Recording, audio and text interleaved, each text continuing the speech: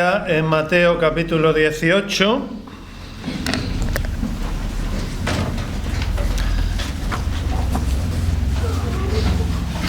con la ayuda de Dios me gustaría que hoy viésemos un poco de este capítulo 18 de Mateo.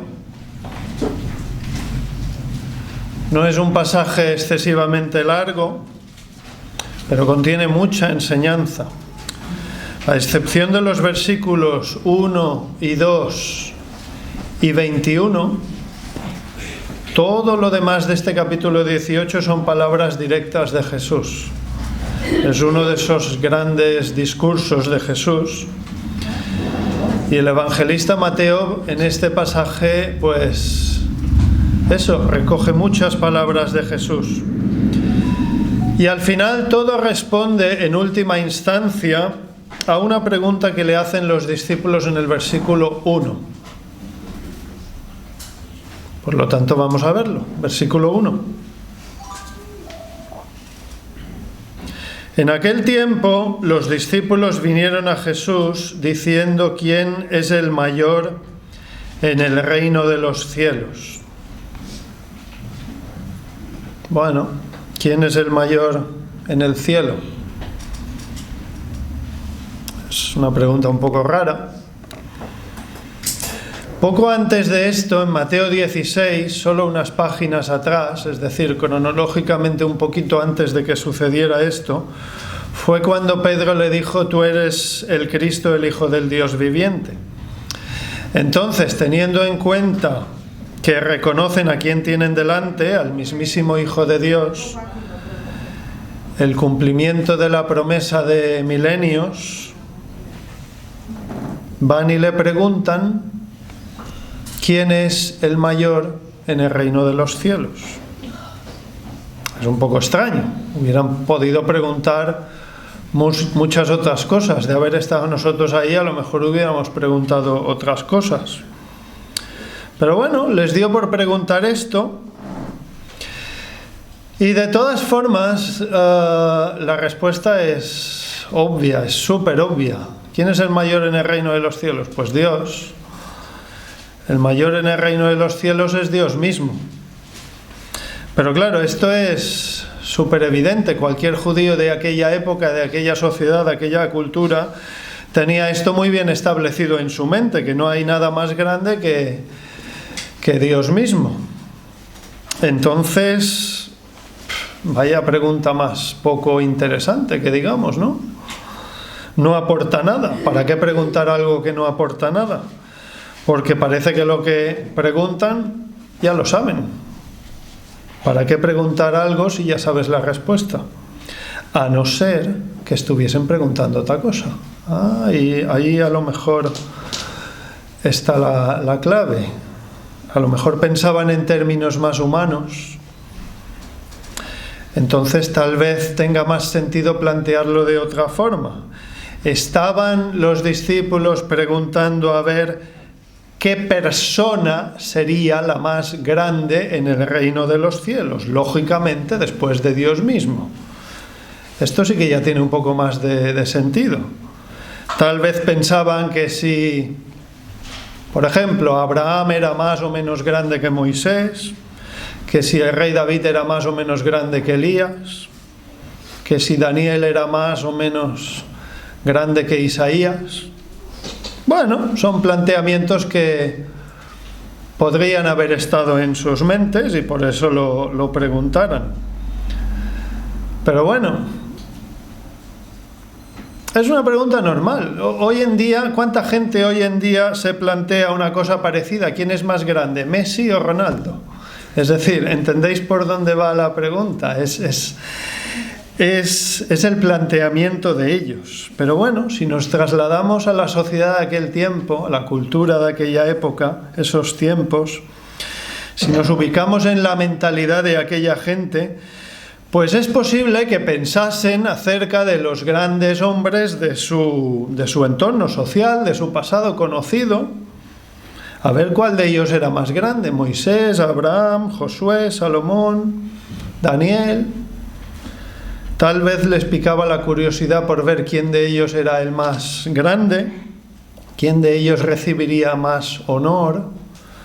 ¿Quién de ellos sería el más loado? ¿Quién sería el más venerado? ¿Veis por dónde voy, no? La pregunta en el fondo iba cargada de ego, de orgullo. La pregunta estaba enfocada en méritos de personas. Lo que pasa que esta pregunta puede ir, aún más cargada de ego y orgullo si consideramos el pasaje paralelo del Evangelio de Marcos. Si no os sabe mal, buscarlo un momentito, está en Marcos 9, porque es muy posible que ni siquiera pensaran en Abraham, Moisés y compañía, sino que estuvieran pensando en ellos mismos, en su entorno cercano, entre los mismos discípulos.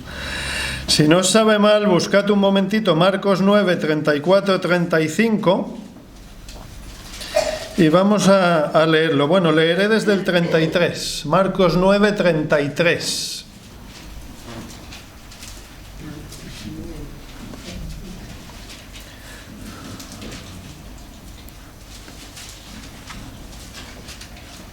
Y llegó a Capernaum y cuando estuvo en casa les preguntó: ¿qué disputabais entre vosotros en el camino? Y ahora atención al 34. Mas ellos callaron, porque en el camino habían disputado entre sí quién había de ser el mayor. Entonces él se sentó y llamó a los 12 y les dijo: si alguno quiere ser el primero, será el postrero de todos y el servidor de todos.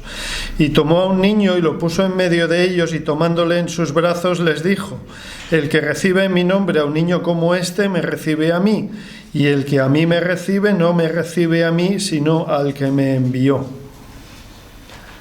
Ya está, ya podéis volver a Mateo 18. Aunque los dos pasajes son muy similares, es posible que fueran momentos diferentes, ya que en Marcos 9:34 se dice que los discípulos permanecieron callados. En Mateo los discípulos preguntan. No es lo mismo permanecer callado que preguntar. Pero bueno, no voy a entrar en detalles de comparar ambos pasajes porque no es el objeto de la meditación de hoy. Pero bueno, da igual. En cualquier caso, ya fuera que preguntaran sobre los grandes hombres de su historia reciente y de su sociedad, o que preguntaran sobre ellos mismos, sobre su círculo, sobre los propios discípulos, da igual sobre quién preguntaban. El resultado es el mismo. Los discípulos tenían en aquel momento una visión muy limitada de las cosas y trataban de asociar logros humanos, prestigio de personas en este mundo al reino de los cielos. Estaban tratando de asociar los méritos de este mundo al reino de los cielos.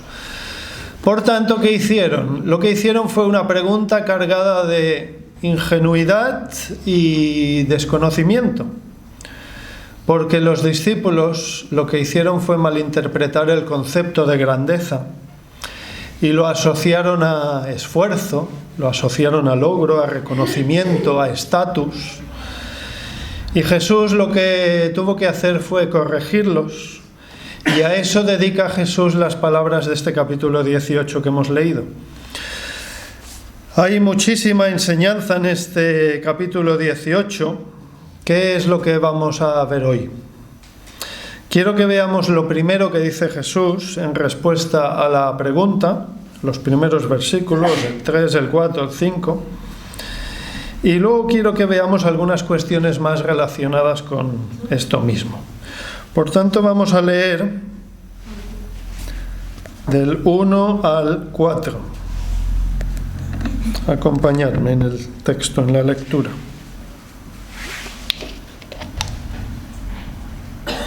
En aquel tiempo, los discípulos vinieron a Jesús diciendo: ¿quién es el mayor en el reino de los cielos? Y llamando Jesús a un niño, lo puso en medio de ellos y dijo: de cierto os digo que si no os volvéis y os hacéis como niños, no entraréis en el reino de los cielos.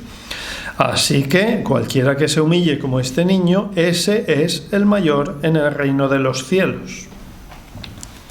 Resumiendo, en el versículo 2 Jesús pilla a un niño que pasaba por ahí. En el versículo 3 Jesús responde a la pregunta que le habían planteado, aunque justamente no como ellos pensaban, no en la línea que ellos estaban imaginando. Y en el versículo 4 Jesús como que concluye el asunto, da una conclusión y además muestra al final del versículo 4 que esa respuesta y esa conclusión es la respuesta a la pregunta que le habían planteado, porque si os fijáis al final del 4 dice: ese es el mayor en el reino de los cielos. La clave está en el versículo 3. De cierto os digo que si no os volvéis y os hacéis como niños, no entraréis en el reino de los cielos. Es una comparación. Y la conclusión está en el 4. Así que cualquiera que se humille como este niño, ese es el mayor en el reino de los cielos. Jesús les estaba diciendo muchas cosas, pero una de ellas es que la jerarquía humana dentro del cielo es inexistente. En el reino de los cielos no hay egos, no hay reconocimientos humanos para nadie. Toda la gloria es para Dios. El único que recibe gloria y adoración es Dios mismo. Dios no comparte su gloria con nadie. Eso es el cielo, porque en el cielo ninguna persona estará allí por sus propios méritos. Nadie en el cielo tendrá absolutamente nada de qué jactarse, nada de qué echarse flores ni medallas, nada de qué vanagloriarse. Ni Abraham, ni Moisés, ni Elías y ninguno de los apóstoles tendrán medallas en el cielo. Ni tú tampoco, ni yo tampoco tendremos ni pizca de grandiosidad en el sentido de la grandiosidad humana vista con este punto de vista humano.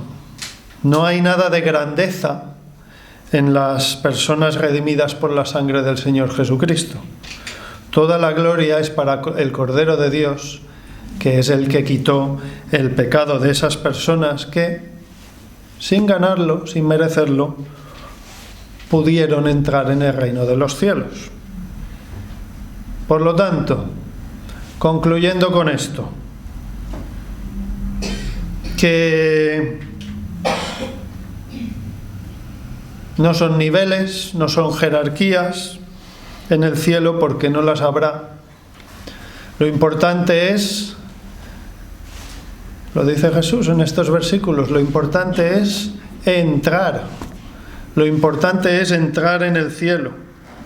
No hay nada más urgente y no hay nada más importante que entrar. Entrar en la vida. Ahora vamos a leer un poquito más. Y Jesús hace un simbolismo, el cielo lo llama la vida. Entrar en la vida es lo más importante. Y en el fondo es el tema de todo el capítulo 18. En el capítulo 18 lo hemos leído, hay muchas cuestiones, pero el tema de fondo, el tema subyacente de fondo es entrar en el cielo. Y hay muchos detalles, es verdad que hay muchísimos detalles, no podemos comentarlo todo, pero sí que quiero que veamos una cosa en particular y está en el fragmento siguiente, del 6 al 9. Por lo tanto, si me podéis acompañar, voy a leer del 6 al 9.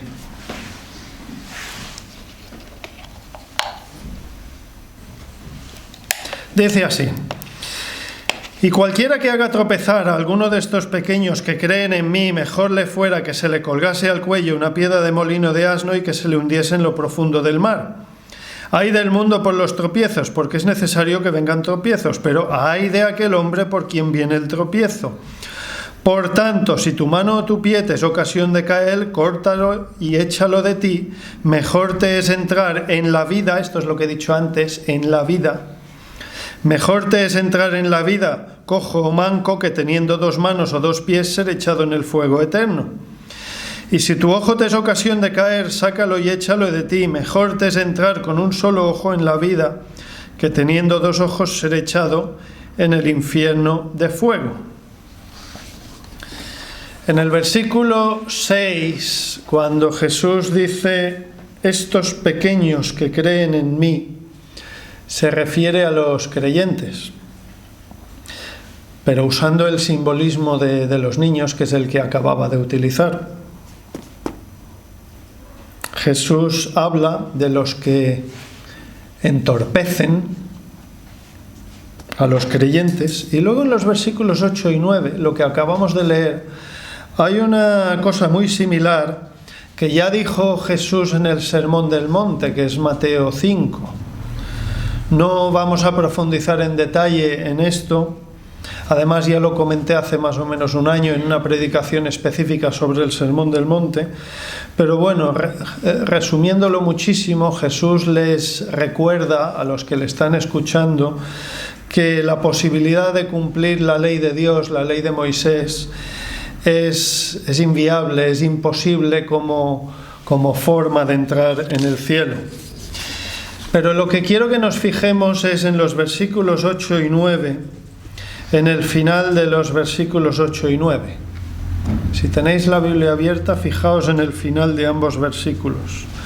Al final del 8 se habla de ser echado en el fuego eterno, y al final del 9 Jesús habla de una cosa muy parecida, pero no dice exactamente lo mismo. Dice ser echado en el infierno de fuego. Son dos expresiones muy similares, pero bueno, son ligeramente diferentes. En un caso pone fuego eterno, que es el versículo 8, y en el versículo 9 pone infierno de fuego. Si damos un paso atrás e intentamos ver el bosque en su conjunto, ya sabéis la expresión esta de ver el bosque y no ver cada árbol en particular. Es decir, si nos fijamos en todo el conjunto del pasaje que hemos visto hasta ahora, desde el versículo 1, ¿qué es lo que tenemos? Tenemos que le preguntan a Jesús sobre una realidad del reino de los cielos, a lo cual Jesús responde que lo verdaderamente importante es entrar, lo demás no es importante, entrar es lo importante.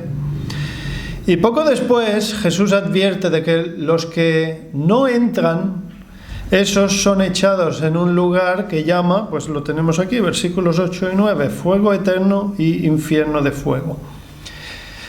Y si seguimos leyendo versículos 10 y 11, y aquí lo dejaremos, veremos por qué Jesús habló en estos términos. Acabaremos de entender por qué Jesús ha dicho lo que ha dicho. Versículos 10 y 11. Mirad que no menospreciéis a uno de estos pequeños, porque os digo que sus ángeles en los cielos ven siempre el rostro de mi Padre que está en los cielos. Porque el Hijo del Hombre ha venido para salvar lo que se había perdido. ¿Para qué vino Jesús al mundo? ¿Por qué? ¿Por qué todo? ¿Por qué la cruz? ¿Por qué tenía que morir el Hijo de Dios en una cruz? Solo para una cosa, y está en este versículo 11, para salvar lo que se había perdido. ¿Qué se había perdido? La raza humana. El pecado había echado a perder a la raza humana. Y por eso Dios, que es justo, Dios que es santo y perfecto, tiene que desechar a esa raza humana en el fuego eterno o el infierno de fuego. Jesús vino para que a través de su muerte expiatoria en la cruz algunos pudiesen evitar ese infierno de fuego, ese fuego eterno. Y de esto quiero hablar un poquito, de fuego eterno y de infierno de fuego. Lo que considero adecuado dar una pincelada histórica para poder avanzar. Y antes de seguir hablando del tema del infierno, yo creo que será de gran ayuda si hacemos un poquito de repaso a grandes trazos, 5 minutitos, de la historia de la Iglesia. Yo creo que al principio no se va a entender porque estoy hablando de historia de la Iglesia, pero al final espero que sí que se entienda. Durante el largo periodo de tiempo que se conoce como la Edad Media, la Iglesia oficial se fue desviando en muchos aspectos de la palabra de Dios. Tan exagerada fue la cosa que incluso se prohibió a la gente disponer de la Biblia. No se podía tener la Biblia, no se podía traducir a tu propio idioma. La gente apenas entendía latín, por lo que en realidad da igual, aunque pudieras tener acceso a la Biblia, total, no la ibas a entender. Y por otra parte, se puso en marcha la brutalidad de la Inquisición. Y con los pedazos de castigos que se infligían, pues a cualquiera se le quitaban las ganas de buscar una Biblia y de intentar leerla a escondidas. Anda que si te pillaban con una Biblia, lo tenías chungo. Y la Edad Media fue muy larga, y tampoco se trata de hablar de eso porque no es lo importante, pero bueno, siempre hubo creyentes que iban por libre, creyentes que en mayor o menor medida intentaban ajustarse lo mejor que podían, lo mejor que sabían en su comprensión a las Sagradas Escrituras. Y poco antes de ese despertar de la Iglesia que conocemos hoy en día como la Reforma, hubo verdaderas barbaridades dentro de la Iglesia. Y quiero poner un ejemplo, simplemente porque conecta con Mallorca, conecta con la isla de Mallorca. Uno de los peores papas de la historia fue Alejandro VI, que era español, era valenciano, y lo digo por la conexión con Mallorca. Fue designado obispo de Mallorca entre 1490 y 1492. Dejó el cargo cuando fue nombrado papa en 1492. ¿Y por qué hago mención de esta persona en particular? Pues es un ejemplo, es un simple ejemplo para ilustrar lo que era la Iglesia oficial en aquellos días. Estamos hablando de antes de la Reforma. Alejandro VI, siendo papa y por supuesto obligado al celibato y al voto de castidad que se había impuesto varios siglos antes, tuvo 10 hijos. 10 hijos reconocidos, porque a saber cuántos no reconocidos. Y obviamente de un montón de mujeres diferentes. Y si os apetece buscar biografías por internet de Alejandro VI, se le considera uno de los papas más espantosos, violentos y codiciosos de la historia. Voy a leer muy brevemente de Wikipedia. Alcanzó y mantuvo el poder mediante nepotismo, desencadenó y se involucró en decenas de situaciones políticas, envuelto en intrigas y en tormentosas y traicioneras relaciones entre los poderes internacionales. Buscó a través de alianzas políticas y conspiraciones hacer que su familia se consolidase y acrecentar en toda posible ocasión su poderío. Bueno, una descripción de lo que fue este personaje. Gracias a Dios que después de aquella época de oscuridad vino un tiempo de más luz en el mundo. Mucha gente se levantó contra aquella desviación tan grande de las verdades bíblicas en la Iglesia. Mucha gente protestó ante la suciedad, ante la porquería mundana que veían en la Iglesia oficial, y por eso fueron llamados protestantes, porque protestaban. La Biblia fue traducida en masa, fue distribuida por toda Europa. Y en aquellos tiempos hubo un avivamiento, hubo un deseo de conocer más de la verdad de Dios y de su palabra. Y en los siglos XVI y XVII hubo un profundísimo retorno de la sociedad europea al verdadero cristianismo. Había mucha sed de estudiar las enseñanzas de la Biblia en profundidad, mucho deseo de conocer de la palabra de Dios. Y de aquella época son grandes comentarios bíblicos de teología, confesiones de fe, incluida la Confesión de Fe Bautista de Londres, que es a la que nos ascribimos en esta iglesia del Arenal. Pero en el siglo XVIII hay como un cambio. Luego entenderéis por qué estoy explicando todo esto. En el siglo XVIII se pasa de una gran profundización doctrinal a la predicación activa. llegaron los grandes avivamientos del siglo XVIII. En ocasiones se le llamó movimiento evangélico, de ahí que se dejaran de llamar protestantes muchos para llamarse evangélicos. Hoy en día nos llamamos evangélicos, no tanto protestantes. ¿Y en qué se centraron en el siglo XVIII? Pues hubo mucho interés en la predicación activa y pública. Hubo un incremento muy sustancial de la obra misionera, y los grandes avivamientos de los siglos XVIII y XIX generaron un especial interés en la predicación a los inconversos y un impulso muy grande de llevar el Evangelio a todo lugar del planeta. Se organizaban campañas evangelísticas y se buscaba difundir el mensaje del Evangelio lo máximo posible. Por tanto, si en los siglos XVI y XVII hubo un énfasis muy fuerte en la sana doctrina, en un retorno a lo esencial del Evangelio según la Biblia, claro, en comparación con lo que había habido en los siglos anteriores, siglo XIII, siglo XIV, siglo XV, del movimiento evangélico de los siglos XVIII y XIX surge un profundo espíritu misionero y de predicación de la palabra. Los creyentes se dedicaron en predicar y en obra misionera, y estuvo muy bien. Y en esa época se fundaron colegios bíblicos, entidades misioneras, las sociedades bíblicas, cuya finalidad era distribuir el texto bíblico. Se enfatizaba mucho el buscar conversiones a través de la predicación de la palabra, que la Iglesia fuera una influencia en la sociedad. Y es lo que he dicho antes, la mayoría de protestantes empezaron a ser más conocidos como evangélicos que como protestantes.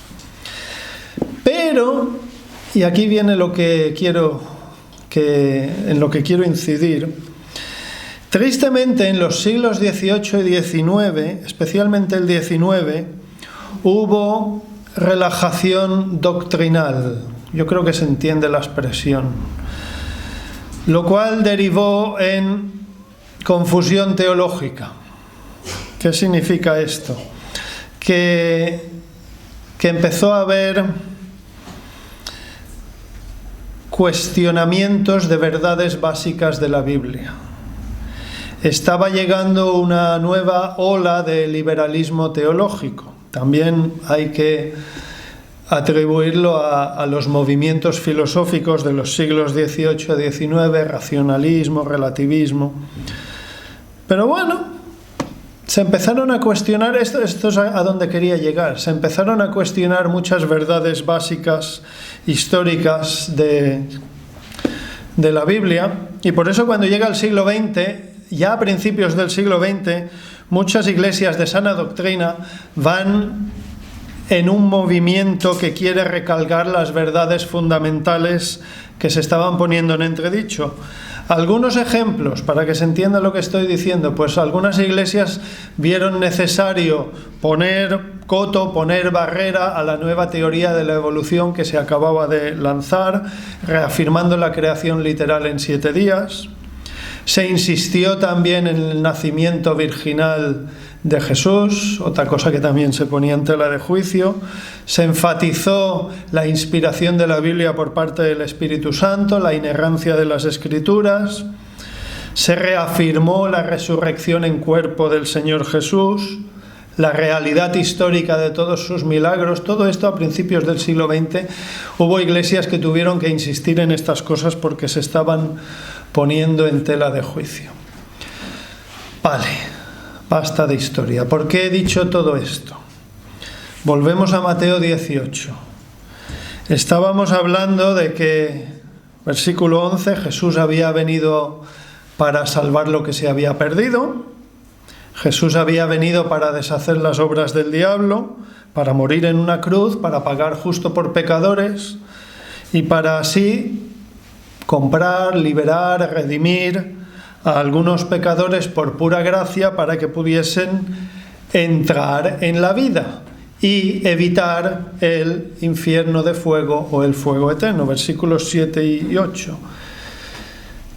Bien, entonces, ¿por qué todo el rollo de historia? ¿Por qué he tenido que explicar todo ese rollo de historia? Pues porque el ver cómo ha cambiado la Iglesia en los últimos siglos nos puede ayudar a entender algo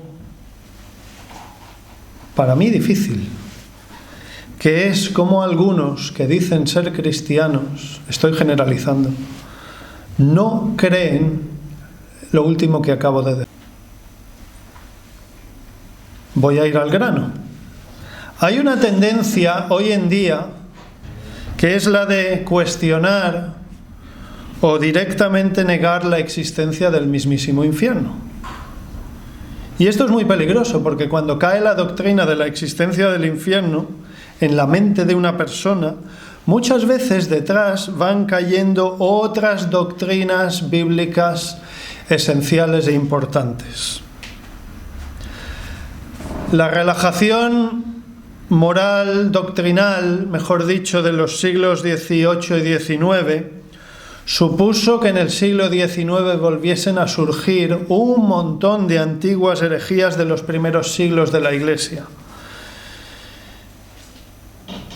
Se volvían en el siglo XIX a cuestionar verdades muy básicas de las creencias cristianas.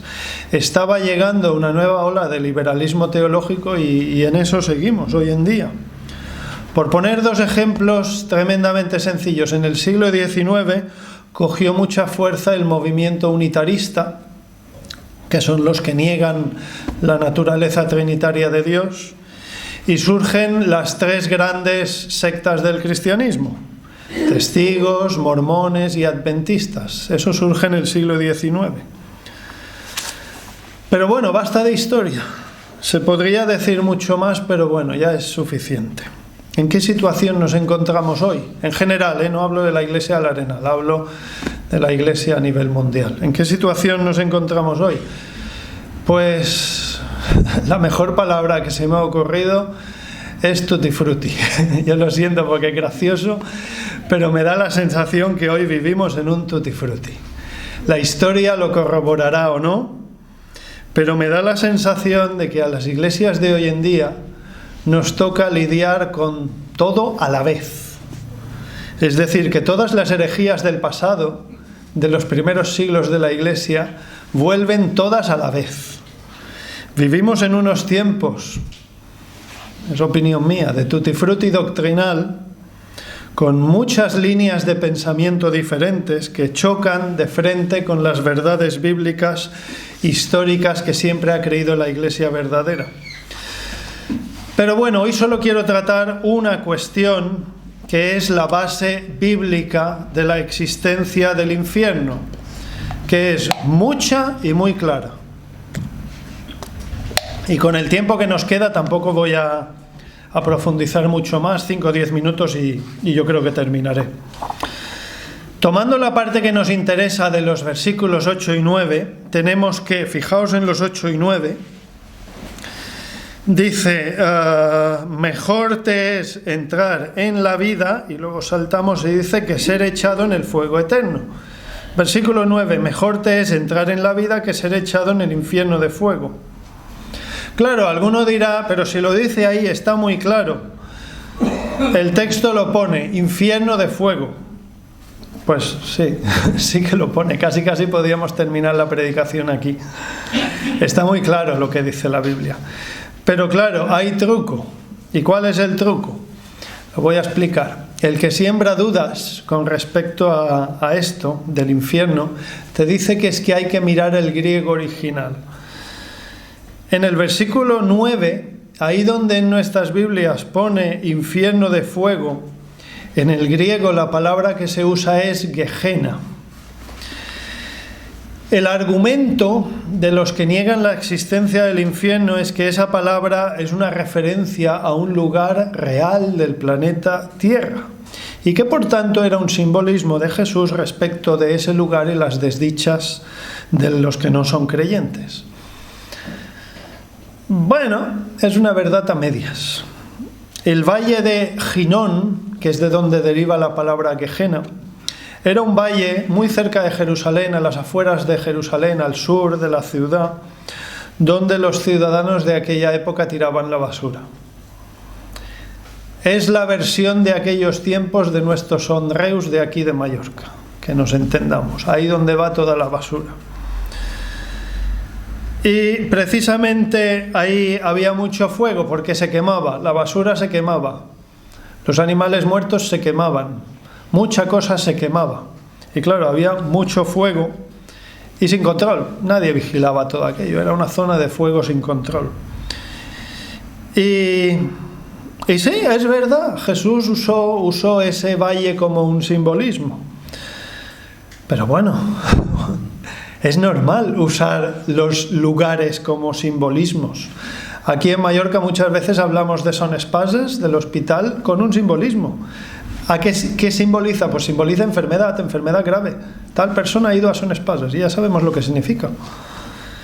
Y a pesar de que Jesús usó este versículo 9,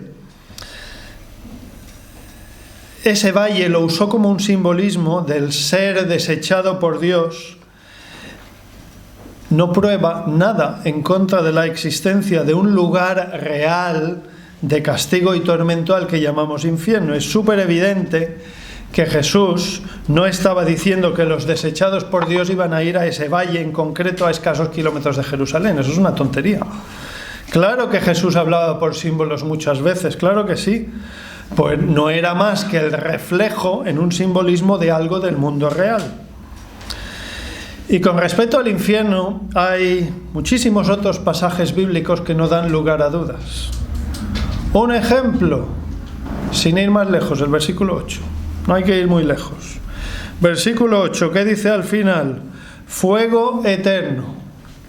Aquí no hay simbolismo y no hay imagen. Lo que dice Jesús es lo que es, blanco y en botella. En el griego original, fuego es fuego y eterno es eterno. Lo que dicen nuestras Biblias españolas es lo que dice en el griego original, tal cual, palabra por palabra. Fuego eterno, punto. Y siendo puristas, vamos a ser puristas, la palabra eterno en griego es eónico, que significa por las edades, por los tiempos, por las eras. Vamos, que dura para siempre, o sea, eterno, es que no hay alternativas, para siempre es para siempre.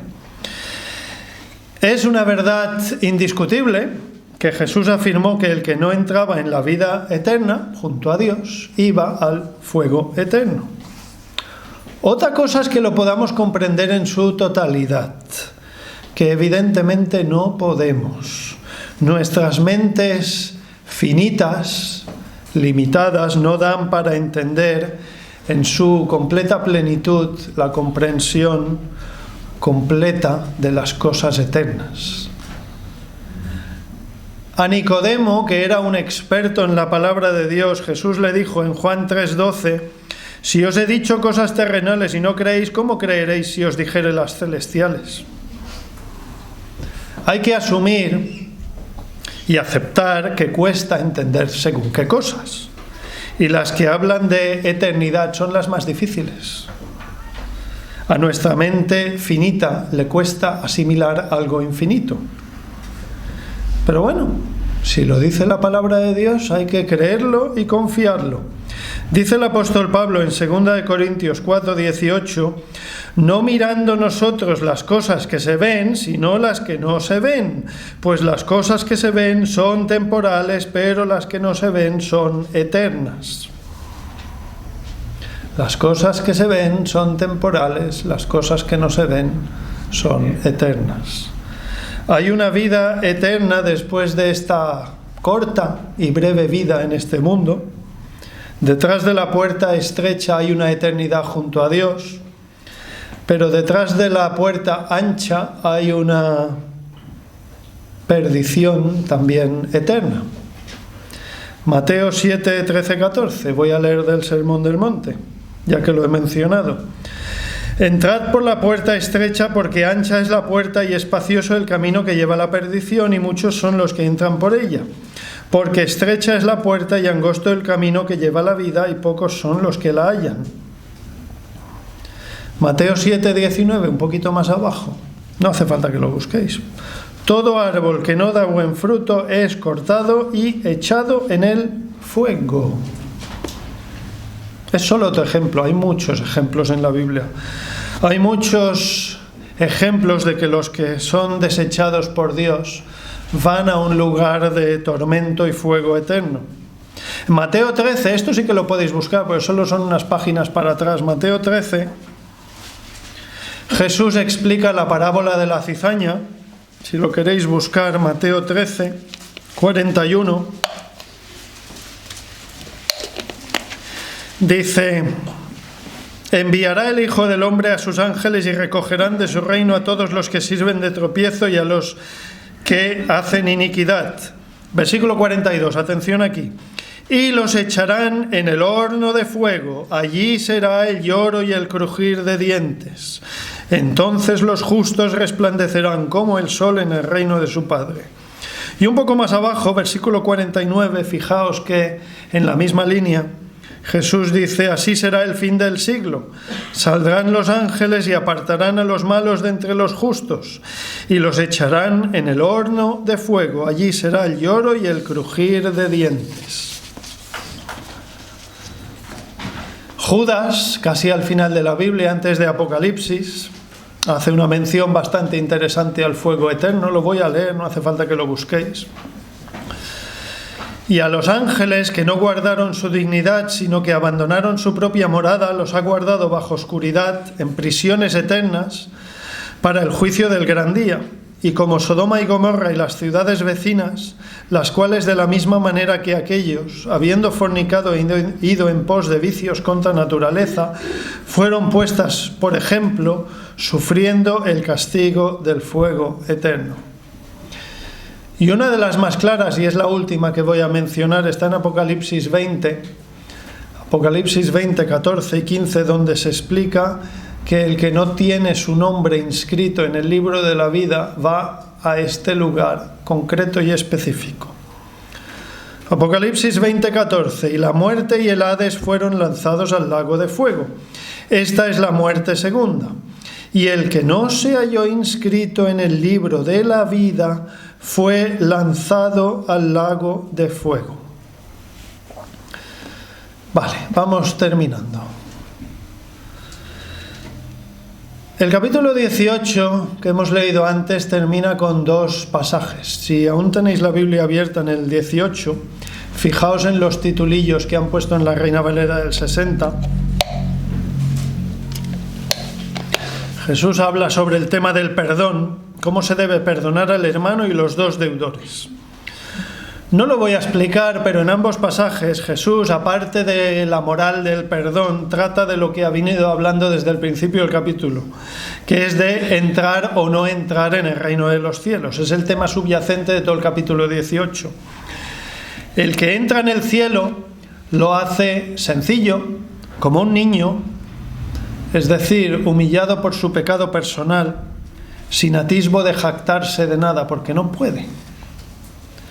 En cambio, el que no se arrepiente de sus pecados, el que se enorgullece de sí mismo, el que piensa en la grandiosidad de las personas, es el que no entra, es el que es descartado por Dios, desechado por Dios, tratado como basura y enviado al sonreus de Dios, ya me entendéis, que es el fuego eterno, el infierno de fuego, el lago de fuego, donde será el lloro y crujir de dientes y demás expresiones de la Biblia que están todas hablando del mismo lugar.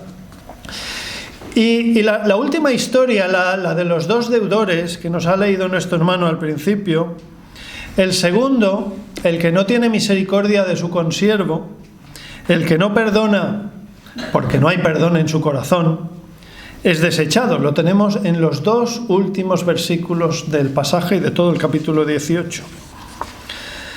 Entonces su señor, enojado, le entregó a los verdugos hasta que pagase todo lo que le debía. Hasta que pagase todo lo que le debía. Así también mi Padre Celestial hará con vosotros si no perdonáis de todo corazón cada uno a su hermano sus ofensas. Está hablando del infierno. Los verdugos eran los ejecutores. Entregado a los verdugos hasta que pagase todo lo que le debía, significa para siempre. Viene a significar la eternidad. Es un simbolismo porque nunca se puede pagar una deuda tan grande. Que por cierto, Si nos dicen 10.000 talentos, nos quedamos así tal cual. Pero bueno, se puede calcular, no es difícil. Un talento eran 26 kilos de oro. Un kilo de oro, hoy en día, 90.000 euros. Por lo tanto, 10.000 talentos de dinero de aquel tiempo, hoy en día, de este ejemplo que tenemos en la Biblia, ¿cuánto es? 23.000 millones de euros. El ejemplo de este pasaje es 23.000 millones de euros. ¿Eso se puede pagar? Toda esta historia es un simbolismo del perdón de los pecados. La deuda muy grande e impagable simboliza la deuda de cada persona contraída con Dios por su pecado personal. Dios no puede ver el pecado, no lo soporta. Y cada pecado es una ofensa contra Dios. La deuda de cada uno de su pecado contra Dios es impagable. Pero hay una buena noticia. Jesús paga en la cruz del que recibe ese sacrificio. Si Jesús paga por tus pecados en la cruz, tú no tienes que pagar, estás libre, estás absuelto. Y si Jesús no pagó por tus pecados en la cruz, entonces tú vas a pagar por ellos. Y pagarás para siempre, porque la deuda es impagable. Que no te engañen, el infierno es para siempre. Si el fuego es eterno, el tormento también es eterno. Volvemos al principio y terminamos. Versículo 3, y con esto termino. De cierto os digo que si no os volvéis y os hacéis como niños, no entraréis en el reino de los cielos. La clave está en recibir el regalo de la salvación de la mano de Dios, tal como lo haría un niño. Los niños abren la mano y reciben cualquier cosa que les des. Y así tiene que ser con la salvación. Es un simbolismo, pero así tiene que ser con la salvación. Abre la mano y recibe la salvación. El trabajo ya está hecho. Lo hizo Jesús en la cruz. Deja de plantearte suposiciones e ideas disminutivas de la gravedad del infierno. Evítalo y punto. Si tú que me escuchas en esta mañana no eres creyente, o yo qué sé, o si no lo tienes claro, lo que más te conviene es recibir el regalo de Dios, que es el perdón de los pecados y la salvación de tu alma. ¿Cómo lo recibes? Con la sencillez de un niño. Así serás, versículo 4, grande en el reino de los cielos. Es decir, estarás ahí. Eso es ser grande en el reino de los cielos, estar ahí, entrar, evitar el infierno. ¿Qué más da si el infierno es de una manera o es de otra? Evítalo y listo. Haz las paces con Dios. Y para los que somos creyentes, que recordemos que en la cruz descansamos y confiamos. En el cielo, el único grande que recibirá adoración es Dios mismo. Pero en cierta manera todos seremos grandes porque habremos recibido el perdón de nuestros pecados por la gracia y por la misericordia de Dios. Y ahora vamos a cantar. Ahora Valerie nos dirigirá con En ti confiamos. Vamos a cantar que Cristo es nuestra justicia, que somos fuertes en su fuerza y salvos en su ternura, que lo pensemos mientras lo cantamos. No somos salvos por méritos. Ninguno de nosotros es más grande en el reino de los cielos que el otro. Vamos a ser iguales porque le vamos a dar toda la honra y toda la gloria a Dios. Y lo último, y si bien es cierto que hoy en día hay mucho tutti frutti, confusión, mezcolanza doctrinal, por favor, Efesios 6:16, que utilicemos el escudo de la fe para protegernos de los dardos del maligno, que leamos nuestras Biblias para estar bien alimentados de la palabra de Dios, para así protegernos de lo que no es bíblico, de lo que no concuerda con la Biblia. Y ya que hablamos de recibir la palabra de Dios como niños, qué mejor versículo para terminar que 1 de Pedro 2:2. Desead como niños recién nacidos la leche espiritual no adulterada, para que por ella crezcáis en la salvación. Que el Señor nos ayude y que lo apliquemos a nuestro día a día. Amén.